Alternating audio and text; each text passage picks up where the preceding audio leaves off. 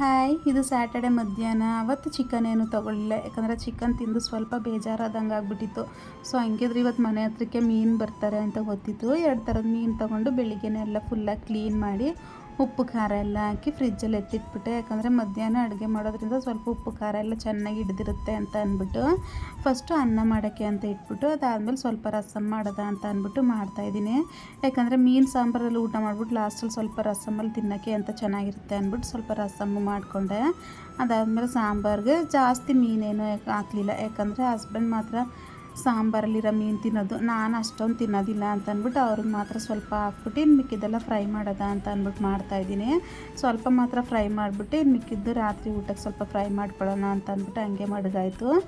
ಅದಾದಮೇಲೆ ಇವತ್ತಿನ ಊಟಕ್ಕೆ ರೈಸು, ಮೀನು ಸಾಂಬಾರು, ರಸಮ್ಮು, ಫಿಶ್ ಫ್ರೈ ಅಂತ ಸೂಪರಾಗಿ ಊಟ ಮಾಡಾಯಿತು. Thank you, bye.